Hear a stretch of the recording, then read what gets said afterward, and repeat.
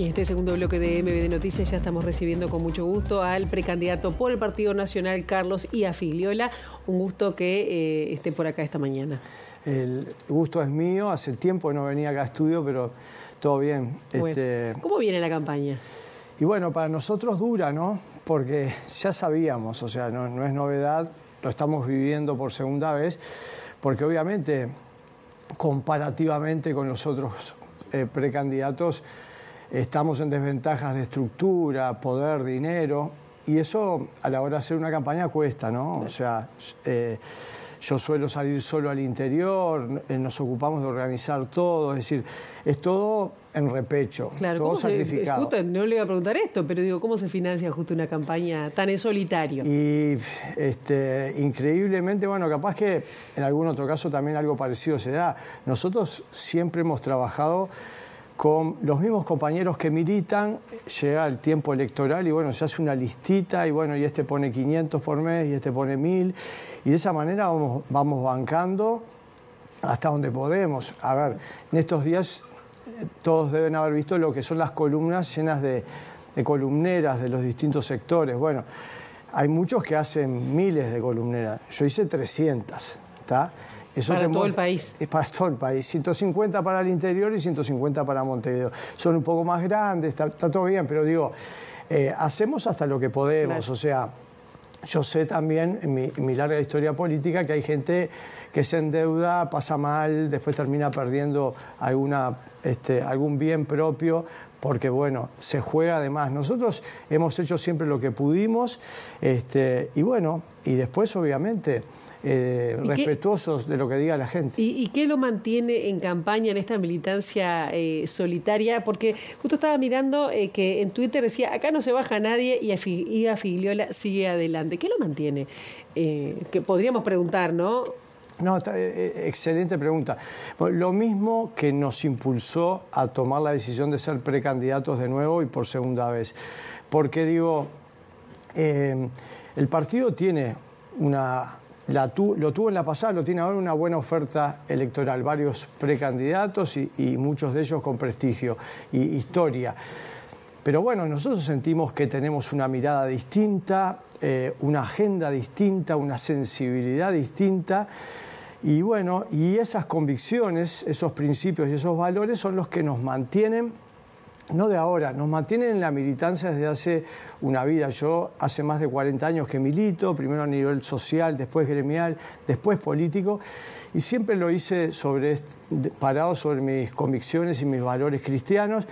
Y bueno, siento que le podíamos una vez más aportar al Partido Nacional, pero al sistema político todo, yendo con una candidatura propia, visible, que la gente sepa lo que pensamos. Capaz que no todos nos conocen, no todos nos conocen, eso obviamente juega en nuestra contra, pero bueno, el que nos conoce, que por lo menos sepa qué es lo que pensamos y bueno, después respetuoso de lo que decida. Claro, usted justo decía que es la segunda vez que se presenta en una interna partidaria. Me gustaría preguntarle sobre cuáles van a ser sus ejes de campaña, que me parece que es algo que la gente... Ejes de campaña, ¿no? ¿Cuáles serán los puntos centrales? Que son similares, imagino, a los que llevó en la vez anterior. Sí, mirá, nosotros teníamos este programa que lo presentamos, creo que estoy mirando la cámara correcta, un programa que presentamos en la elección pasada y sigue vigente. Le agregamos esto, que es un anexo, hace pocos días, donde profundizamos algunos de los temas que teníamos en el programa de gobierno. Si alguien quiere verlo, adelante iafigliola.com, ya pasé el chivo. Este proyecto político es un proyecto político social cristiano, nacionalista y popular. Esa raíz cristiana, que es la misma de la fundación de la patria, es la que atraviesa todos los temas de la vida del país. Y nosotros hablamos de salud, educación, vivienda, trabajo, etc. Hay temas que son parte de nuestro ADN y que ya nos ubican en un determinado lugar. El defender la vida, desde la concepción hasta la muerte natural, eso obviamente nos ha ubicado históricamente frente a los intentos y después a lo que terminó siendo la ley de aborto, ahora enfrentados a la ley posible se quiere votar una ley de eutanasia, la defensa de la vida como célula básica y central del desarrollo de una sociedad, todo el tema que tiene que ver... ¿Se ha sentido escuchado por este gobierno que en su momento dio como un paso en ese sentido, pero... No lo dio. Pero no lo dio. No, digo, nosotros estábamos muy esperanzados en que este gobierno de coalición, liderado por nuestro Partido Nacional y por el presidente Lacalle Pou, en algunos de estos temas avanzara. De hecho, el presidente en mayo, capaz te acordás, en mayo del 2020, una conferencia de prensa de esas que hacía en medio de la pandemia, le preguntaron qué iba a hacer con el tema del aborto y dijo, hay una ley, no la voy a tocar, pero nuestro gobierno va a ser un gobierno de agenda provida y voy a hacer todo lo que esté a mi alcance para reducir la cantidad de abortos. Bueno, dijimos que bueno, enseguida le pusimos arriba de la mesa un proyecto que se llama Alternativas al Aborto, que está parado sobre la propia ley de interrupción voluntaria del embarazo, artículos 3 y 5, y desde ahí genera alternativas, sobre todo para mujeres de alta, que están en una situación complicada desde el punto de vista social y económico, una alta vulnerabilidad social.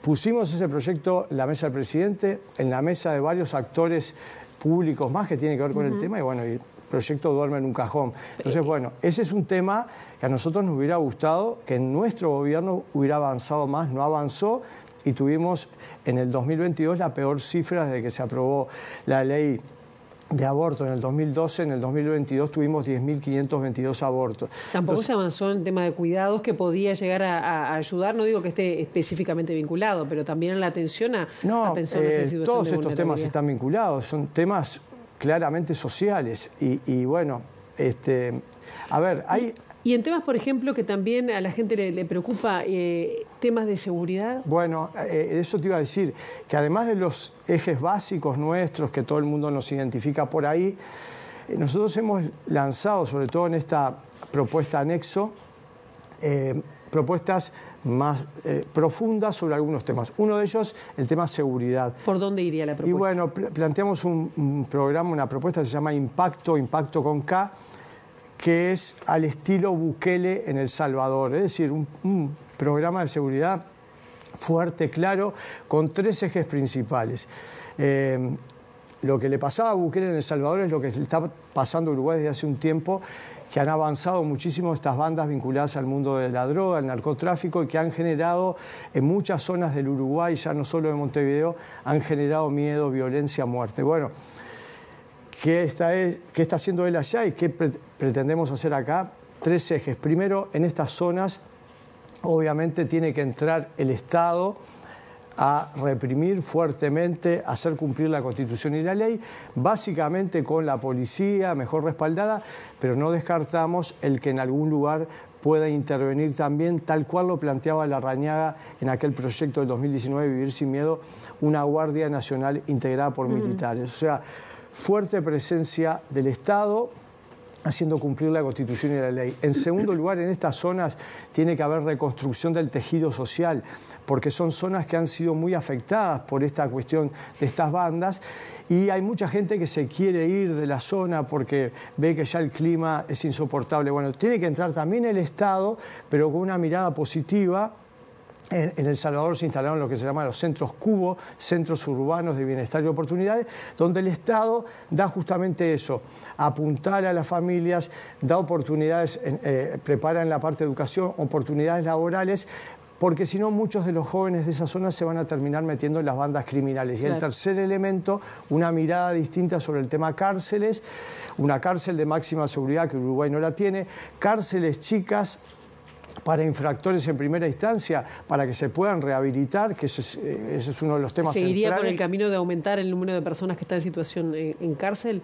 Bueno, porque dicen, también hay muchas críticas con respecto a lo que está pasando en el gobierno de Bukele, ¿no? Respecto a que a veces no se respetan los derechos humanos y que se reprime o se encarcela sin demasiada consideración. De acuerdo, y no es la idea nuestra. La idea nuestra, por supuesto, todo dentro del marco de la Constitución y la ley, claramente.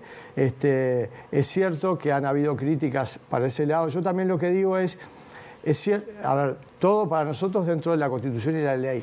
Que pueda haber en algún momento alguna represión pasada de rosca, etcétera, que pasa porque se trata de personas y pueden cometer errores, bueno, por supuesto que las condenamos, pero si yo tengo que poner una balanza entre algunos desvíos que puedan haber ahí y lo que está pasando hoy con la seguridad en general en el país, tengo que poner una balanza entre los derechos, defender los derechos humanos de los delincuentes y defender los derechos humanos de doña María y don José, me juego a defender los derechos humanos de doña María y don José. Pero obviamente... Cuando me dice así lo de desvíos, me hace acordar cuando la dictadura decía, bueno, los desvíos de los militares. Sí, ¿no? Sí, pero yo me separo de todo lo que no sea legal, yo me separo de todo lo que sea ir contra cuestiones de los derechos humanos básicos de las personas, pero también digo que cuando analizamos el tema pongamos todo arriba de la mesa, porque hoy, si el foco se lo pone en los derechos humanos de los delincuentes, que capaz que fueron tratados mal o lo que sea, miremos que ese mismo delincuente puede haber el día anterior tirado a una señora para robarle una cartera o 2 días antes matado a alguien. Entonces, por eso, el orden dentro de la Constitución y la ley, pero obviamente priorizando los derechos humanos de todas las personas. Y el tercer eje dentro de esto de las cárceles es cero ocio en las cárceles. Bukele lo implantó en El Salvador, que pone a primera hora de la mañana buses en la puerta de las cárceles, hace subir a los presos y los lleva a trabajar a obra pública para que no tengan tiempo ocioso, para que trabajen y para que le devuelvan por lo menos en parte a la sociedad por el mal que han hecho. Todo esto tiene un marco jurídico y seguramente tengamos que aprobar alguna ley para que se pueda aplicar. Claramente no es solamente tirar la idea, sino también acompañarla de las herramientas para que se pueda aplicar. ¿Y qué pasa eso cuando uno parece que está haciendo referencia a gente que, de sectores más pobres, más vulnerables?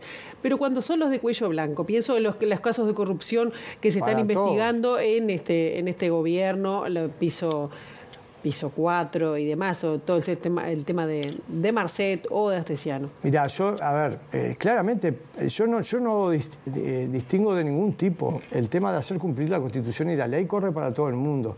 Da la casualidad que estas bandas se han ubicado en barrios con situaciones económicas y sociales más complicadas. Es ahí donde se han instalado. Si se hubieran instalado en Carrasco, para mí sería exactamente lo mismo. Y sobre lo que planteabas en segundo término, el tema de los delincuentes de cuello blanco, como se les suele llamar, o las cosas que han pasado en nuestro gobierno, yo lo he dicho más de una vez y lo repito acá en esta entrevista.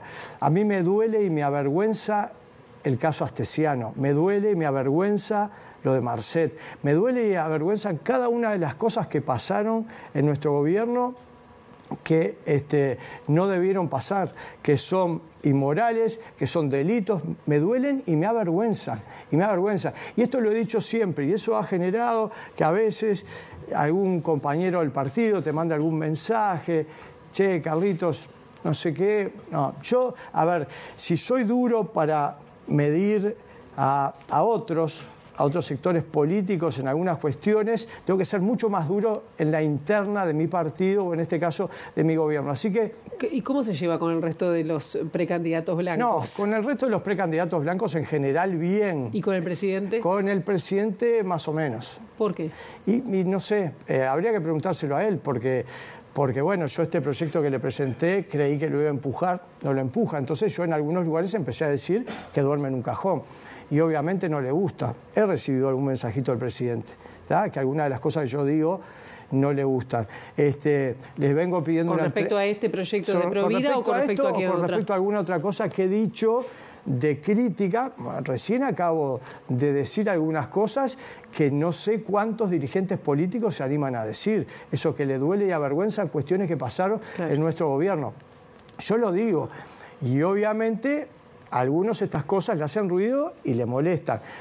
Yo le vengo pidiendo al presidente de la República, desde que se instaló el 1 de marzo del 2020, una reunión y todavía no la conseguí. Digo, está todo bien, yo tengo la mejor relación con todos, soy un hombre orgánico del Partido Nacional, desde siempre, voy a todo, actúo, pero digo lo que pienso, y digo lo que pienso siempre, en la sede, en la cancha, afuera, en todos lados. Y bueno, a algunas estas cosas no les gustan. Carlos y a Figliola, muchísimas gracias por estos minutos. Ya la gente que quiera consultar el programa, allí está, usted ya lo dijo, pasó el chivo como dijo, así que bueno, gracias por el momento. El gusto fue mío y a las órdenes. Igual.